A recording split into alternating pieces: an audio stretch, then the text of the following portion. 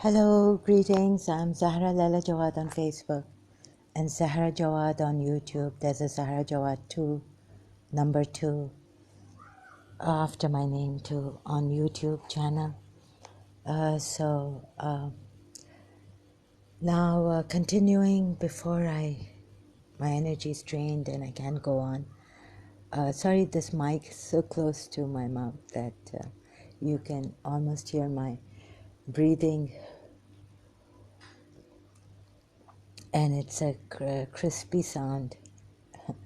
So I apologize for all this. And upside down video in my previous first video of mine I uploaded. You see, coming quickly to Mr. Dr. Johnny from London on Hari Sultan's live stream. He said that it's very dangerous to uh, generalize. I wonder if he means about my case with a Kashmiri Punjabi doctor, a psychiatrist, and the Kashmiris that I had in Karachi working for us in our house. So you see, I agree that it is dangerous to generalize. It is also unfair. That's why, and it is very dangerous. But I listened to the American side, where they're telling, where this lady was telling a Pakistani that you haven't even read about the Kashmir plebiscite, United Nations document. So trying to make out like where so this from this I gathered that Muslims playing victims certain parts of the world, and I may be wrong. So this is why I don't like debates. I like to contemplate and take my time. So before I could forget, I came here for the recording to bring this out, mention this. And the other thing is I'm going to pause for now. See, I can't go on like this. Hello, yeah, so I'm not an expert, but continuing. Generalization, I would not advise people to do that. So people might think that, I've been prejudiced and generalizing because I've found one fraudulent doctor that I suspect. It's been many, many years now. She took my mother's case too.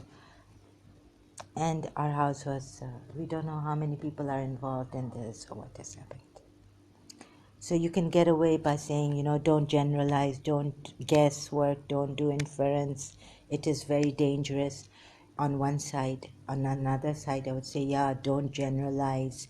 It is agreeing to what Mr. Dr. John said on Har Sultan's live stream to me. It is very dangerous. And he did say that India is vast and it has a lot of people, different things, and people, so I can't say this properly, please overlook. We can't even generalize about India that all of India is bad and all the Indians are bad. We can't generalize for Muslims or Kashmiri Muslims that all of them are bad. Okay, I agree to this, but the point I want to get at is that to what extent have the Muslims of Kashmir gone? And, right, is America right about this? This American lady, I'll try to get the video and show you here, okay?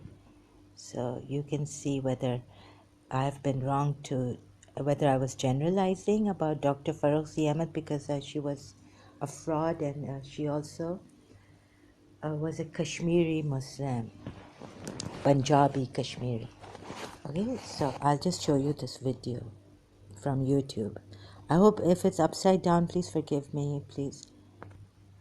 Okay, here is the video. I'm sorry, can't focus. Pakistan, which forcefully occupies a major portion of Kashmir, has long been flagging the Kashmir issue on international platforms, including at the United Nations. Though Islamabad fails to free the territory it occupies, it demands that India implement the UN Security Council resolutions on Kashmir. Thank you. My name is Ex-Shia. While conducting discussions on one of her books that deal with UN Security Council three-step resolution to the Kashmir issue, Christine Fair, an American author, demolished a Pakistan scholar's claim on Kashmir. There is a lot to debate about, but every single thing that you just said is fictional. Let's first begin with the UN Security Council Resolution 48. Sir, have you read it? Have you read? No. Okay, so the first thing I'm going to encourage you to do is go on to the UN Security Council's website and read that fabulous resolution that every Pakistani points to, but which not a single one has read. I also then want you to take the actual version from the UN Security Council, and then I want you to compare that to the claims made by Pakistan's permanent representation to the UN. And you're going to understand your confusion, sir. So the resolution is actually very clear. There are 3 steps. They were sequential and they were conditional. The very first step was that Pakistan was supposed to demilitarize to the satisfaction of this UN body that was to be established. Then, conditional upon the UN being so satisfied with this demilitarization, India was also supposed to demilitarize with a presence being permitted to defend itself against Pakistani aggression. The third, having both of those 2 steps taken place to the satisfaction in sequence to the preferences of the UN, then the plebiscite would be held. So all those Pakistanis that are so upset about the plebiscite that never happened, they have their own government to blame because Pakistan never fulfilled the first necessary but insufficient condition. Okay, so I think this is enough. I got it from ANI News. Author Kristen Fair lambasts Pakistan scholars claimed on Kashmir. So the Pakistani, she said, and is she generalizing? So no, she's not generalizing. So this is my answer to Dr. Mr. John from London with Haris Sultan on Haris Sultan's live stream about generalizing, it being very dangerous to generalize like this. Okay, so I wonder what he was trying to get at.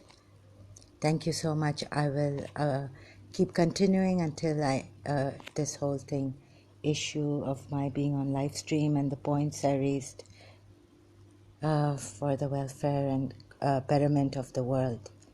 Okay, I have no agenda, no hidden agenda in this. Thank you very much. If it even is, just last point, even if it is against the Hindus, I will say things against the Hindus. I just need to find substantial,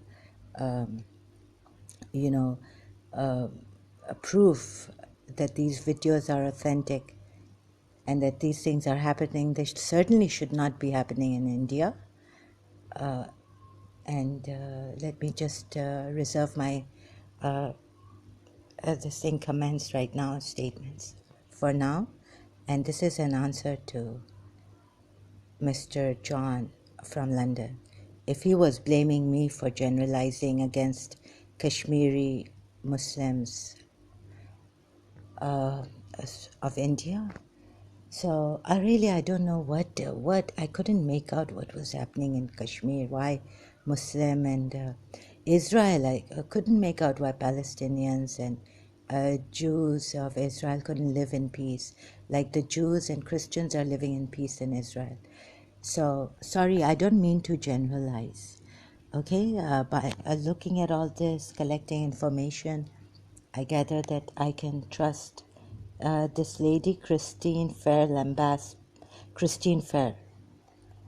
Okay, thank you so much. I will continue later.